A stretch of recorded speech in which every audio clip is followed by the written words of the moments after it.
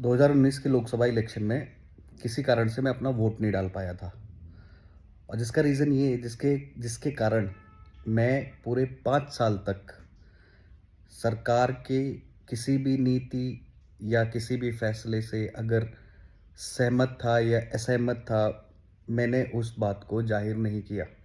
क्यों? क्योंकि मुझे पता था कि जिस समय सरकार चुनने का सही मौका था, मुझे अपना वोट देना चाहिए था, मैं उस समय नहीं दे पाया।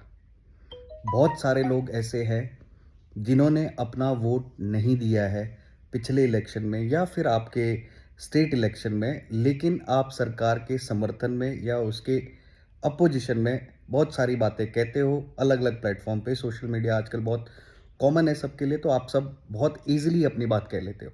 लेकिन ये सवाल आपको खुद से भी पूछना है कि अगर जब आपने खुद अपना काम अच्छे से नहीं किया है तो आप दूसरे पे उंगली कैसे उठा सकते हो। लेकिन इस बार आपके पास मौका है। आज से बहुत सारे राज्यों में अलग-अलग सीटों पे मतदान शुरू हो रहा है। अगर आपके क्षेत्र में आज मतदान है, तो आप जाइए और अपने मत का प्रयोग कीजिए। एक सही कैंडिडेट जो आपके लिए कुछ कर सकता है, जिसको भी, चाहे वो किसी भी पार्टी का हो, चाहे जाके आप नोटा पे वोट दे दीजिए, लेकिन अपने वोट का प्रयोग ज़रूर कीजिए, क्योंकि ये आपका अधिकार है। सरकार बहुत सारे पैसे खर्च करती है ये इलेक्शन कराने में। वो सारा पैसा आपके दिए हुए टैक्स का है। ज़रूरी नहीं कि आप इनकम टैक्स देते हो।